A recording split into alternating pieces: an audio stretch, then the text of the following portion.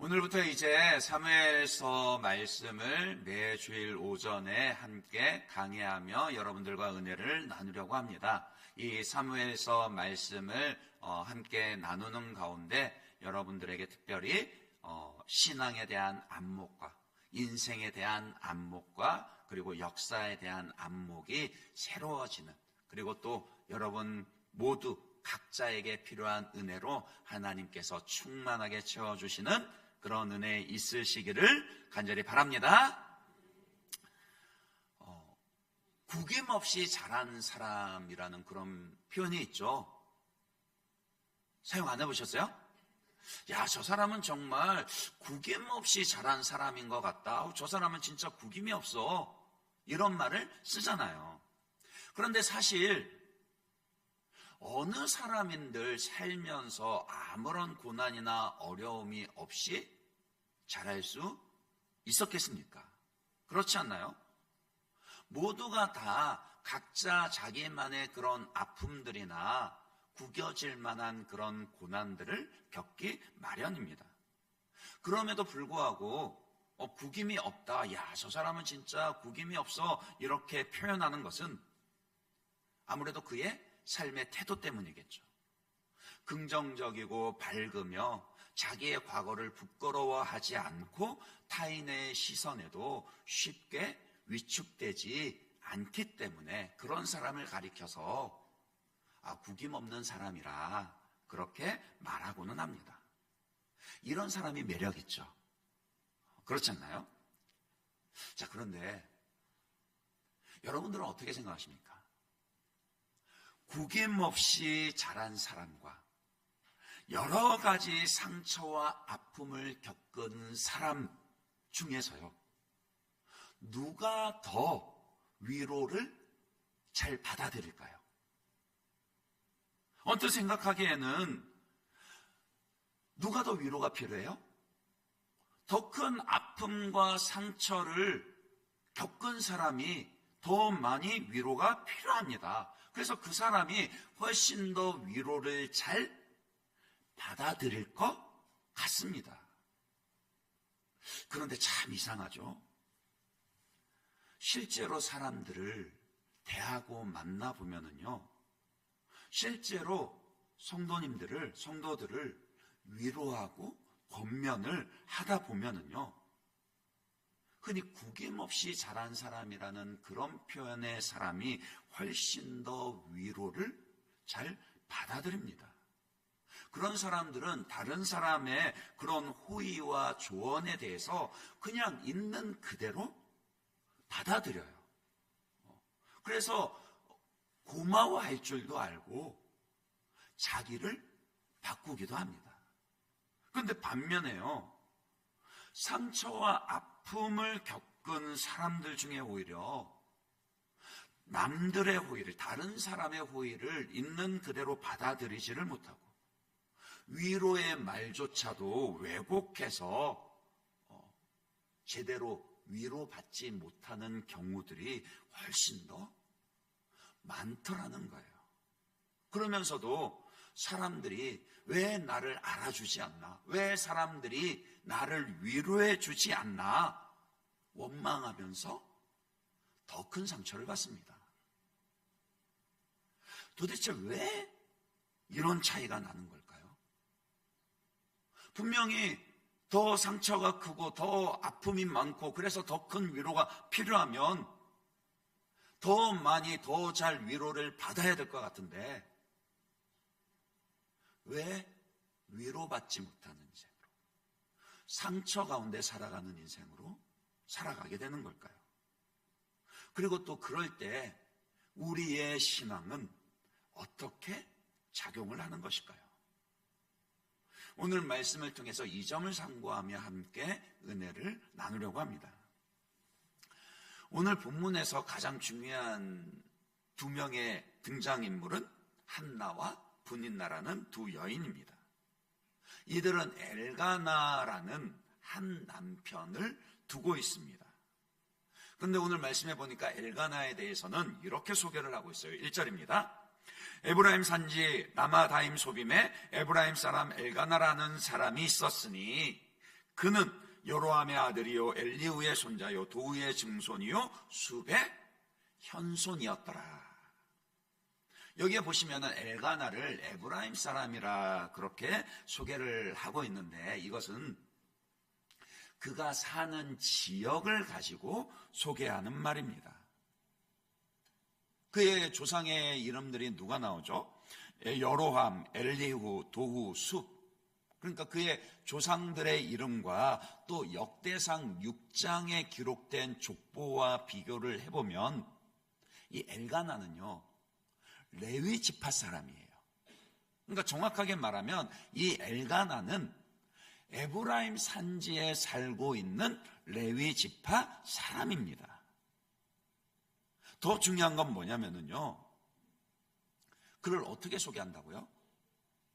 그의 아버지, 그의 할아버지, 심지어는 그의 중조부와 고조부까지 그렇게 그의 가문을 소개한다. 무슨 뜻이죠? 그러니까 그 이름만 되면요, 에브라임 산지를 비롯해서 유대 사회 가운데 그 이름만 되면은 누구나가 알만한 그런 가문이었다, 그런 뜻이겠죠. 그러니까 신앙적으로도 그렇고 신앙적으로도 대단한, 누구나 알아줄 만한 명문 가문이고, 또 물질적으로도 보면은요 부족함이 없는 그런 집안입니다. 그러니까 그런 대단한 집안에 시집온 두 여인이 한나와 분인나라는 거예요. 물론 성경 말씀에서 사실은 구약시대도요, 아니 창조의 질서가, 가정은 한 남자와 한 여자가 부부가 됨으로 가정을 이루는 것이 하나님이 정하신 질서입니다. 그러니까 엘가나가 이 두 여인을 아내로 맞은 것 자체가 이미 율법에서는 어긋나 있는 거예요. 하나님의 말씀에 어긋나니까 그 가정에 행복이 찾아올까요? 안 올까요? 아니라는 거예요. 다툼이 끊이지 않았습니다. 가정이 불행하게 된 거예요. 그러니까 우리의 행복의 비결은 하나님의 말씀에 순종하는 것에 있습니다. 그때가 사사시대라서 다들 자기의 소견에 옳은 대로 행했어요. 아니 엘가나뿐만이 아니라 다른 레위 지파 사람들도, 다른 사람들도 그냥 자기 소견에 옳은 대로 행하며 살고 있었습니다. 그러니 특별히 그 시대와 비교해 보면 엘가나가 뭐 큰 죄를 지었다 그렇게 보이지 않았지만, 그러나 하나님의 말씀에서 어긋나기 시작할 때 이미 그 삶과 가정에는 불행하게 되더라는 겁니다. 어쨌든 그런 엘가나의 집에 한나와 분인나가 이제 아내로 들어오게 됐습니다.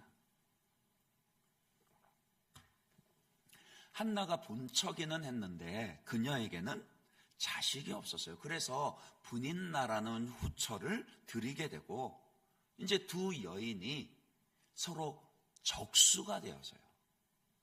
그러니까 말씀으로 가정이 세워지지 않으니까 그 집안에 누가 있어요? 적수가 있어요. 원수가 있는 거예요. 그러니까 그 여인들끼리 그 갈등과 다툼이 끊이지 않게 됩니다.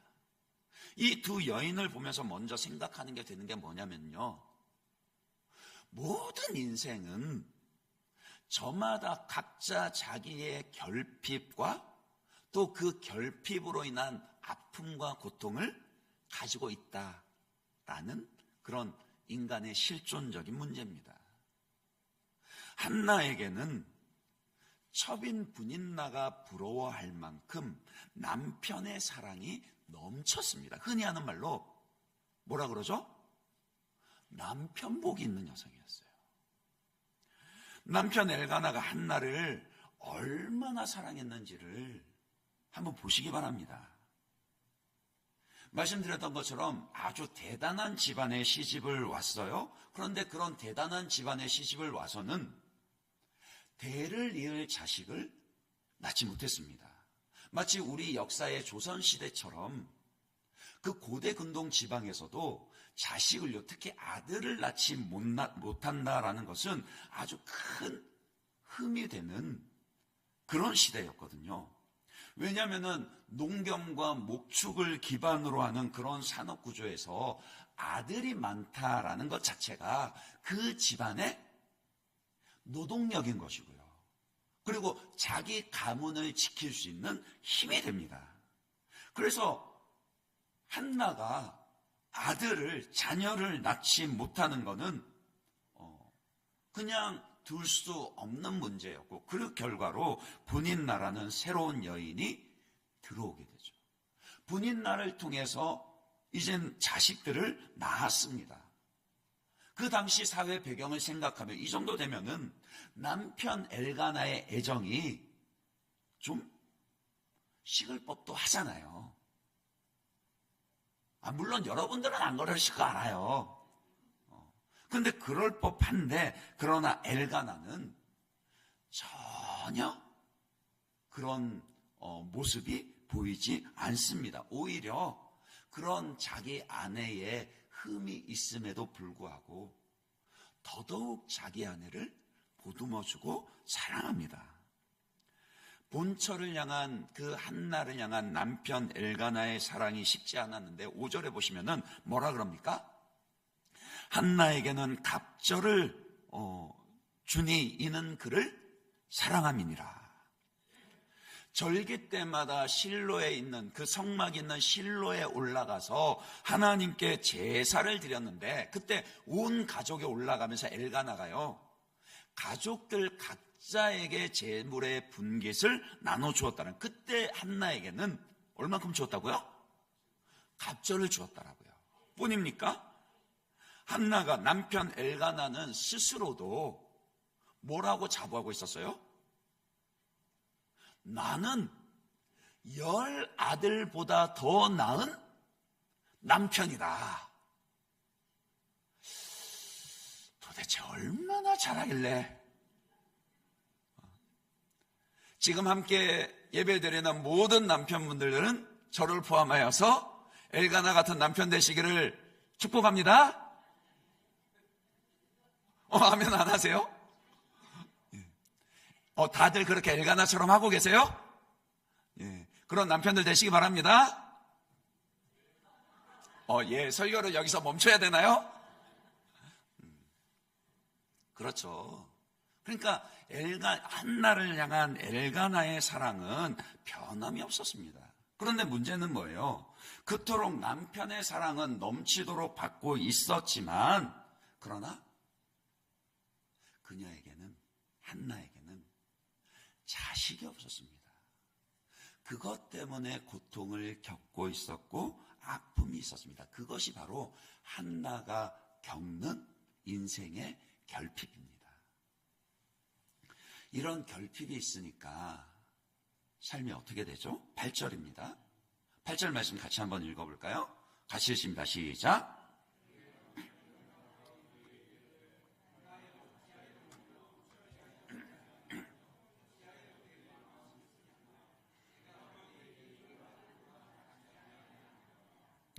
보세요. 남편 엘가나가 한나 옆에서 계속해서 그녀를 위로하는 겁니다. 그 뉘앙스를 한번 생각해 보십시오. 어찌하여 울며 어찌하여 먹지 아니하며 어찌하여 슬프냐. 한두 번 위로하는 게 아닌 것 같아요. 아마 대부분의 남성들이 그럴 겁니다. 한 번은 좋아요. 얼마든지 위로할 수 있습니다. 두 번까지는 그래도 아내가 울고 있으면 위로할 것 같아요. 3번 짜증낼 것 같아요. 아니에요? 그런데 이 엘가나는 자기 아내의 그 슬픔 가운데 곁에서 계속해서 어찌하여 울며 어찌하여 먹지 아니하며 어찌하여 슬프냐, 그렇게 계속해서 위로하고 있다는 거예요. 근데 한나는요, 그런 위로가 전혀 와닿지 않습니다. 남편의 위로를 받아들이지를 않습니다. 자기의 결핍으로 인한 그 상처 가운데 매이게 되니까 자꾸 내게 없는 것으로만 눈물 지으며 울게 되고 그것으로 아파하고 고통당한다는 거예요. 말 그대로 어찌하여 인생이에요. 결핍으로 고통당하는 그 어찌하여 인생은 분인나도 마찬가지입니다. 분인나에게는요, 한나에게는 없는 자식들은 있었지만 반면에 그녀에는 뭐가 없었어요? 남편의 사랑이 없었습니다. 4절에 보시면은 모든 자녀라 그렇게 표현을 합니다. 성막에 제사로 올라갈 때 모든 자녀라 그랬는데 한나가 자식을 낳지 못했으니까 몇 명인지 모르겠지만 그 모든 자녀들은 다 누구 소생이에요? 분인나의 소생들입니다. 적어도 자식에 대해서만큼은 그 사회 그 당시에도 어느 누구에게도 당당하게 떵떵거릴 수 있는 그런 분인나라고요. 하지만 그녀에게는 남편의 사랑이 없었습니다. 아니, 없었다라기보다는 한나에 비해서 부족했던 것이죠. 늘 자기를 향한 남편의 사랑을 한나와 비교하니까 자기 마음의 그릇이 채워지지 않고 자기에게 있는 그 자녀들이 아니라 자기에게 부족한 그 남편의 사랑에 목말라며 분인나 역시도 그것 때문에 아파하고 고통하며 어찌하여 그렇게 아파하며 위로를 필요로 하되 위로받지 못하는 그런 인생이었다라는 거예요. 그런데 조금 더 눈여겨볼 것은 뭐냐면요, 누구나가 이렇게 자기만의 결핍을 가지고 있는 법인데 그 결핍이 서로가 다르다라는 점과 그리고 자꾸만 어떻게 해요?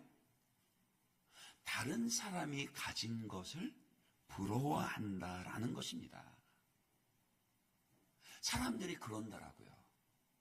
그런데 그러면 인생이 불행해질 수밖에 없습니다. 한나는 늘 분인나의 자식들을 부러워했습니다. 자기에게는 넘치는 남편의 사랑이 있었지만 자꾸 한나는 자기 품에 없는 그 분인나의 자식들을 부러워했다라고요. 반면에 분인나는 늘 그 한나를 향한 남편의 사랑을 부러워했습니다. 그러니까 인생 누구나 이렇게 결핍이 있는 법인데 그러나 자꾸 자기에 있는 것이 아니라 자기에게 없는 것, 자꾸 다른 사람의 가진 것으로만 눈과 마음을 향하게 되기가 쉽다라는 거예요. 그렇게 되면은 정작 자기가 가지고 있는 것에 대한 가치도 제대로 깨닫지를 못하고, 그러니 그 마음에는 만족이 없고 그 인생에는 감사가 있을 수가 없습니다. 세상 누구도요, 전부를 가진 사람은 없습니다. 여러분 중에 계세요? 나는 더 이상 뭔가 필요 없을 만큼 모든 것을 완벽하게 다 갖추고 가졌다. 이런 사람 계세요? 혹시라도 계시면 감사한 거 많이 하시기 바랍니다. 그런 사람은 없어요. 세상 어디를 가봐도요, 나는 더 이상 아무것도 필요하지 않다, 모든 걸 다 갖췄다, 이런 사람 없습니다. 그리고 또 반대로요, 아무것도 없는 사람, 전부 없는 사람도 없습니다. 하나님은 누구에게나 감사할 수 있는 감사의 조건들을 베풀어 주십니다. 잠언 30장의 아굴의 잠언과 기도를 기억하시기 바랍니다. 잠언 30장 7절에서 9절 말씀입니다. 내가 두 가지 일을 주께 구하였사오니 내가 죽기 전에 내게 거절하지 마시옵소서. 그러니까 나의 평생의 하나님, 이것만큼은 제게 꼭 허락해 주십시오. 곧 헛된 것과 거짓말을 내게서 멀리 하옵시며, 그 다음부터는 같이 한번 읽어볼까요? 나를 가난하게도 마옵시고 부하게도 마옵시고 오직 필요한 양식으로 나를 먹이시옵소서. 그 뒤에 계속 읽어보겠습니다. 같이 읽습니다. 9절 말씀 시작.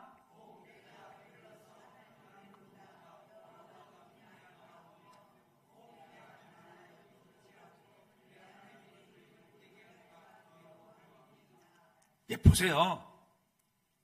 하나님의 성도들의 기도는요, 자신의 욕구가 다 채워지는 것을 구하지 않습니다. 아니, 오히려 배부르기보다는요, 하나님의 영광을 욕되게 하지 않을 만큼의 일용할 양식을 구합니다. 사람이 약해요. 사흘을 굶는데 도둑질 생각하게 됩니다. 그러니 하나님께 구합니다. 자기의 결핍을, 부족을 하나님께 구합니다. 하나님의 영광을 욕되게 하지 않을 일용할 양식을 구하며 늘 뭐라고요? 왜 나를 부하게도 마시옵고 가난하게도 마시옵소서 이렇게 기도하겠습니까? 늘 하나님을 의지하고 섬기는 삶을 제가 살 수 있도록 주님 나를 채워주십시오. 그렇게 기도하는 거라고요. 이런 기도와 삶이 결핍이 있는 인간의 실존을 정직하게 인정하며 하나님께 자기를 내어 맡기는 그런 신앙입니다. 이런 신앙, 이런 믿음이 있으면요, 결핍이 더 이상 나쁜 것만은 아니게 됩니다. 왜냐하면요, 그 결핍으로 인해서 하나님을 의지하게 되기 때문입니다. 솔직히요, 여러분들 모든 거 갖춰지면 하나님 찾으시겠어요? 나에게 전혀 물질도 건강도 자식도 관계도 어려움이 없고 부족함이 없다, 그러면 하나님 찾겠습니까? 아니에요. 그 결핍으로 인해서 하나님을 찾게 되고 하나님을 의지하게 됩니다. 결국에는 그 결핍이 복이 된다라는 거예요. 그 결핍만큼, 내 인생에 비어있는 그릇만큼 하나님의 채우심을 경험하게 되니까요. 오히려 내가 더 많이 비어서 하나님이 더 많이 채워주시는 것을 경험하게 되니까 오늘 나의 결핍도 복이 됩니다라고 그렇게 고백할 수 있고 고백하게 만드신다라고요. 누가요? 하나님이요. 바울도 마찬가지로 고백을 합니다. 고린도후서 12장 9절 말씀 보시겠어요? 여러분들이 같이 한번 읽어봐 주십시오. 같이 읽습니다. 시작.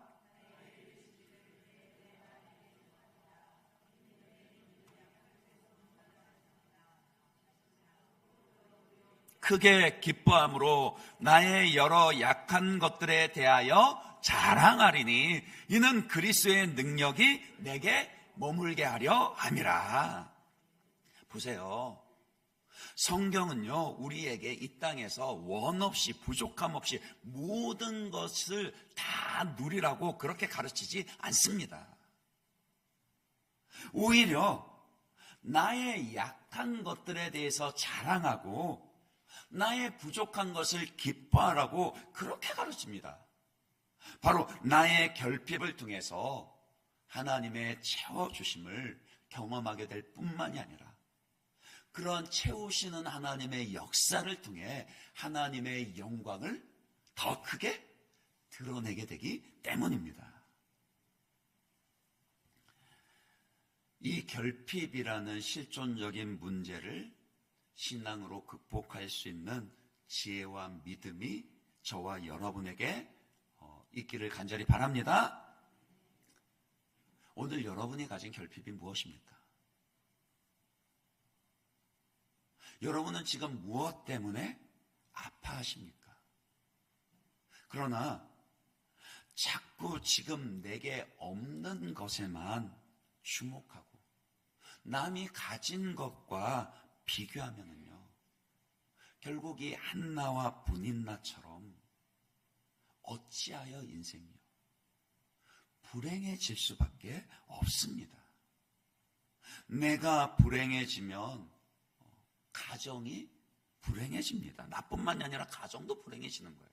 보세요. 한나도 분인나도 그녀들이 각자 자기의 결핍 때문에 그것에 매여서 고통당하고 그것 때문에 서로 다투고 원수가 되니까 결국에는 온 집안이 불화하고 불행하게 되잖아요.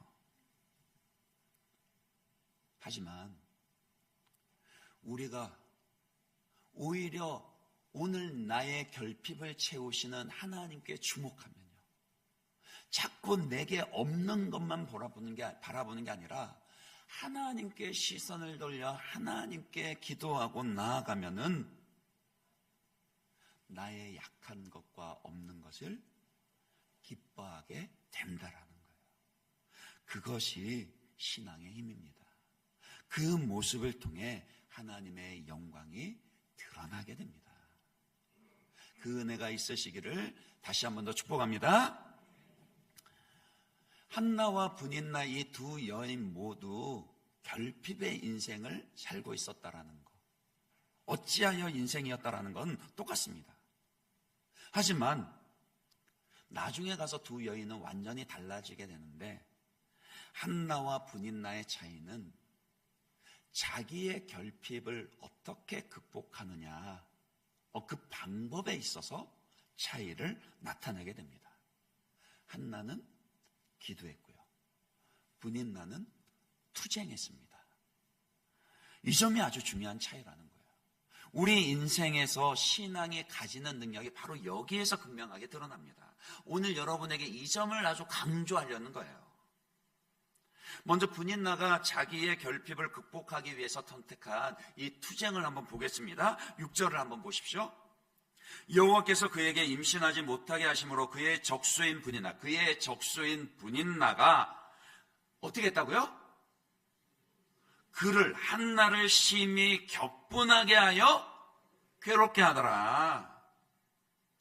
두 여인을 서로 적수라 그렇게 표현을 합니다.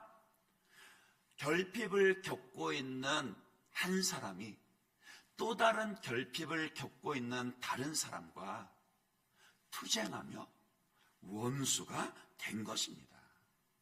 그렇게 결핍과 결핍이 서로 부딪히게 되면은, 그렇죠, 원수가 되는 것밖에 없습니다.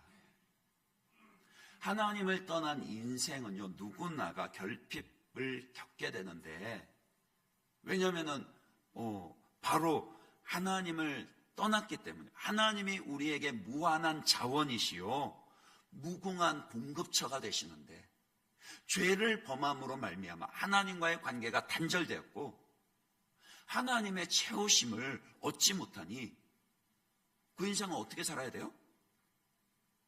자기가 가진 것만 가지고 살아야 됩니다. 근데 자기가 가진 것은 늘 부족하고 늘 불안하거든요. 그러니 내 부족한 것을 다른 사람의 것을 빼앗아서라도 채우려 듭니다. 강한 자는 약한 자의 것을 빼앗아서 더 채우려 들고, 약한 자는 어떻게 해서든 빼앗기지 않으려 듭니다. 그래서 늘 다투고 경쟁하며 투쟁한다라는 거예요. 아니, 하다못해 빼앗지 못하면은 어떻게 해요? 성질을 부려요. 내가 저 사람한테 성질 난다고 해서 내게 채워지지 않을 거라는 거 뻔히 아는데도 공연히 집에만 들어가면 성질부터 냅니다. 그런 사람들이 있더라고요. 채워집니까? 그런 삶에는 평강이 있을 수가 없고 행복이 깃들 수가 없는 것이죠. 그것이 하나님을 떠난 인생이고, 또한 자기의 결핍을 채우려 하는 세상의 방식입니다. 투쟁의 방식이라고요. 우리가 읽은 개정개혁본에서는 6절 하반절을 분인나가 그를 한나를 심히 격분하게 하여 괴롭게 하더라 이렇게 번역을 했는데, 이전에 개혁성경에서는 심히 격동하여 번민케 하더라 이렇게 번역을 해요. 그러니까 격분하게 하다, 격동하게 하다 이렇게 번역한 거 원어를 살펴보면 무슨 의미가 있냐면요, 그냥 냈다 와가지고 들이박는다 이런 뜻이에요. 그러니까 아침에 눈 뜨면 분인나가 하는 일은 한나를 들이받는 것부터 하는 거예요. 오늘 아침에 일어났더니 첫째가 나한테 이렇게 뭘 가져다 주던데, 둘째가 저녁에는 나한테 뭐 해준다고 날 부르던데, 그걸 자꾸 한나한테 가가지고 이렇게 자꾸 뭐요? 긁어대는 거예요. 들이받는 거예요. 그런다고 해서 분인나 자기 결핍이 채워집니까? 안 채워져요. 분인나도 할 겁니다. 근데 자기가 괴로우니까 그거라도 해야 되겠다라는 거예요. 내 결핍으로 인한 내 아픔, 내가 그렇게라도 좀 풀어야 하겠다라는 겁니다. 상대방의 약점을 가지고 와서 들이받는 것은요, 분인나뿐만이 아니라 일반적으로 세상의 결핍을 메꾸기 위해서 취하는 방법입니다. 투쟁이죠. 반면에 한나는 달랐어요. 한나는 어느 순간부터 달라집니다. 말씀드린 대로 그녀는 이제 기도로 자기의 결핍을 메꾸려 듭니다. 9절입니다. 그들이 실로에서 먹고 마신 후에 한나가 일어나니 변화가 시작된 거예요. 결단을 했습니다. 남편이 어찌하여 울며 어찌하여 먹지 아니하며 어찌하여 슬퍼하느냐 위로를 거절하던 그 자리에서 이제는 한나가 드디어 결단하고 한나가 일어나니, 그때의 제사장 엘리는 여호와의 전 문설주 곁 의자에 앉아 있었더라. 나중에 다시 보겠지만은 엘리 제사장이 한나의 기도하는 모습을 보게 됩니다. 그런데 지금 보니까 엘리 제사장이 어디에 앉아 있다라고요? 어디에 앉았다고요? 여호와의 전 문설주 앞에요. 그 말은 한나가 그 울던 자리에서 일어나서 어디로 갔다라는 거예요? 여호와의 전 문설주 앞으로요. 뭐 하러요? 기도하러 간 거죠. 그녀는 이제 기도하기로 결심한 겁니다. 더 이상 그 결핍으로 인한 아픔과 슬픔의 자리에 눈물 흘리며 주저앉아 있지 않고, 더 이상 분인나와 마주 투쟁하며 그렇게 적수로 싸우는 대신에 이제 일어나서 하나님 앞에 나가서 기도하기로 결단한 겁니다. 상대방에게서 자신의 부족한 것을 빼앗으려는 것도 아니고요, 오히려 자기의 결핍을 이제는 하나님 앞에 가지고 나가서 하나님이 채워주시도록 자기를 맡기는 겁니다. 기도는 그런 거라고요. 기도는 그런 겁니다. 결핍을 안고 살아가는 인생이 무한하신 하나님 앞에 나아가서 채워주시도록 자기를 하나님 앞에 내어드리는 거, 그게 기도입니다. 여러분들은 어느 방법을 택하시겠습니까? 분인나와 같은 투쟁의 방법을 택하시겠습니까? 아니면 한나가 결단한 기도의 방법을 택하시겠습니까? 세상은 이해하지 못해요. 세상은 기도하는 것 비웃습니다. 뭐 기도하면 떡이 나오냐? 이런 말 들어보셨죠? 들어보셨을 텐데. 그럼 우리는 뭐라고 대답합니까? 기도하면 떡 나오더라. 아니에요? 떡 나오더라고요. 하나님이 채워주시더라고요. 구하라, 찾으라, 문을 두드리라 명령만 하신 게 아니라 구했더니 주시고 찾았더니 찾게 하시고 문을 두드렸더니 열어주시더라고요. 우리의 결핍을 안고 하나님 앞에 나가 기도했더니 하나님이 채워주시더라는 겁니다. 이게 믿음의 싸움입니다.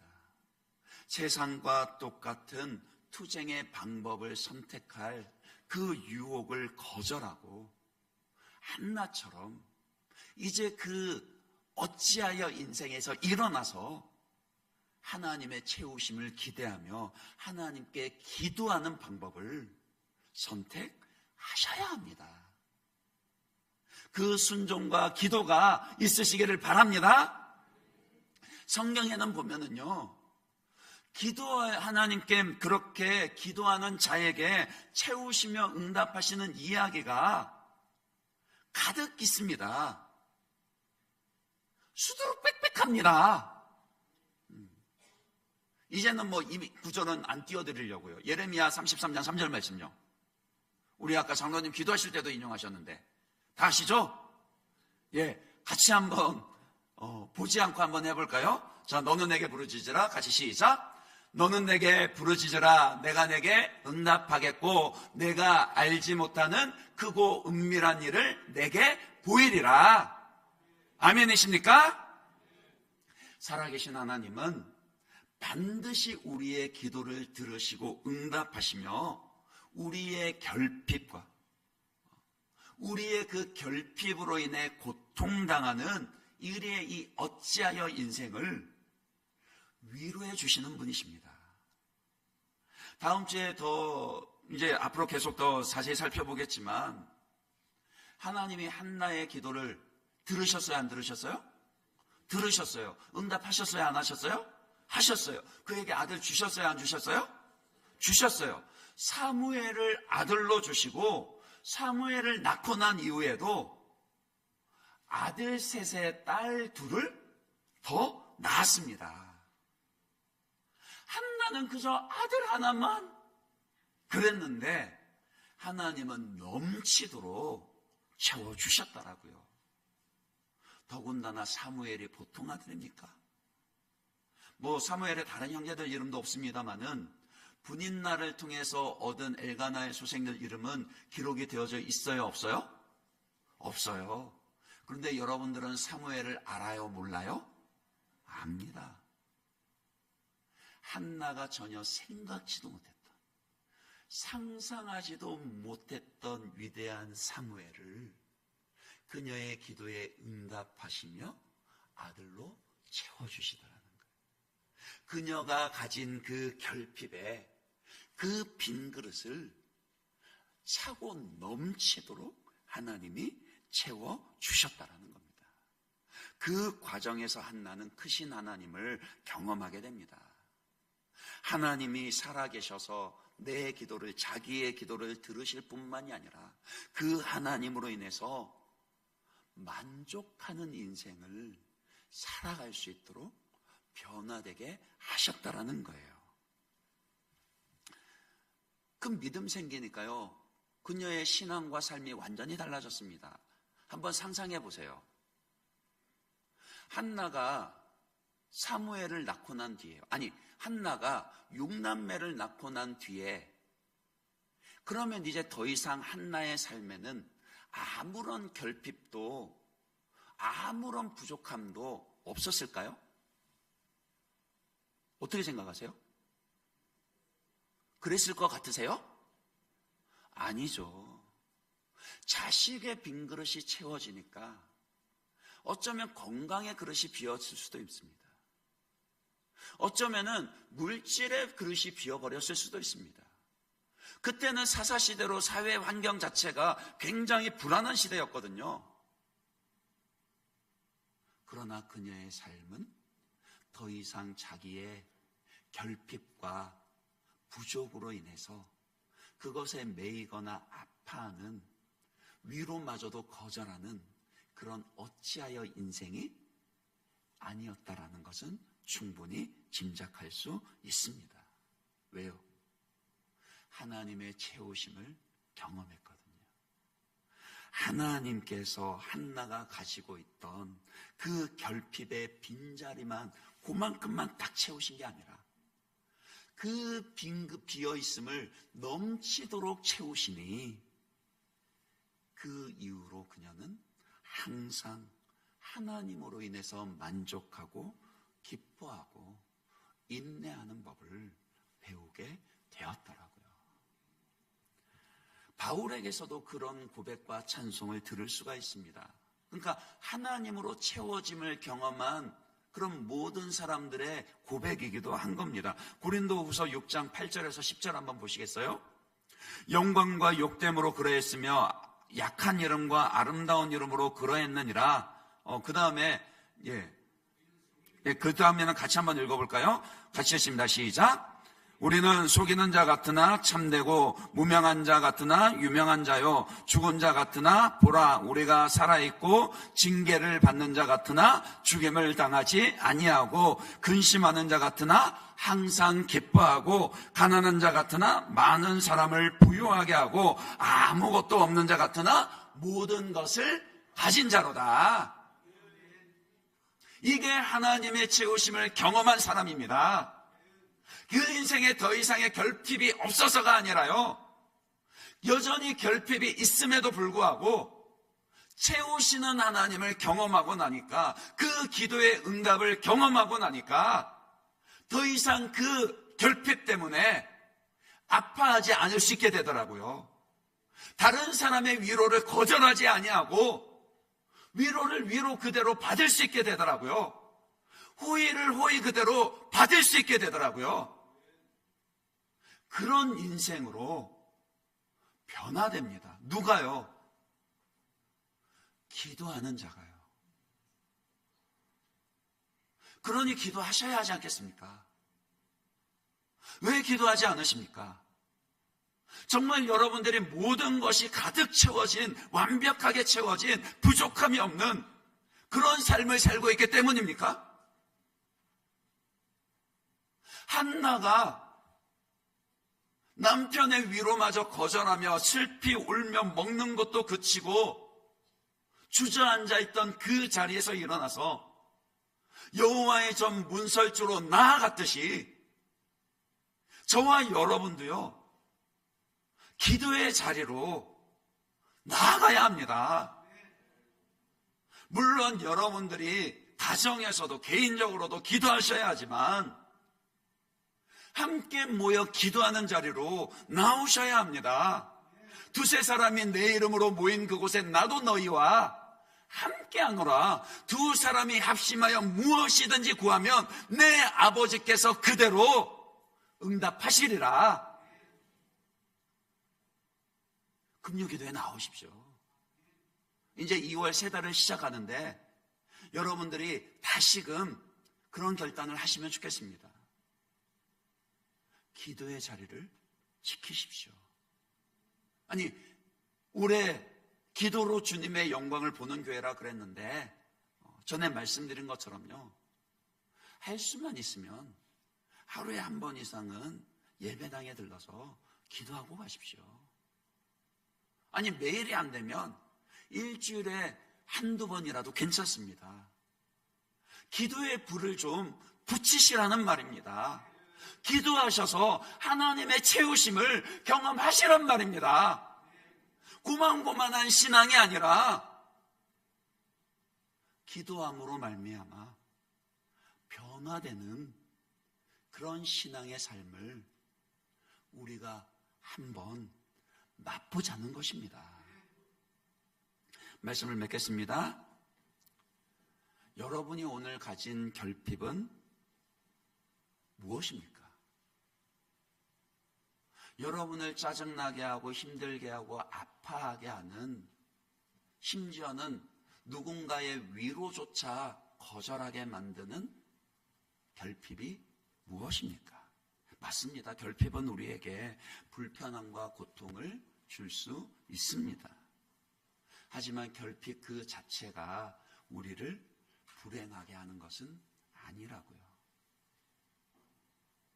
그 결핍을 가지고 끊임없이 남들과 비교하고 빼앗으려 하며 화를 내며 투쟁의 방식을 선택하니 그래서 불행한 겁니다. 그 어찌하여 인생에서 이제 일어나셔야 합니다. 그리고 하나님 앞에 나아가서 기도하십시다. 그러면 오늘 저와 여러분의 결핍을 하나님이 채우시고 우리의 그 결핍이 하나님 때문에 만족이 되어지고 기쁨으로 변화될 것입니다. 어떠한 상황에서도 만족하며 기뻐하며 감사할 수 있는 그런 인생으로 변화될 것입니다. 그 은혜가, 그 기도가, 그 순종이 저와 여러분에게 있으시기를 주님의 이름으로 축원합니다.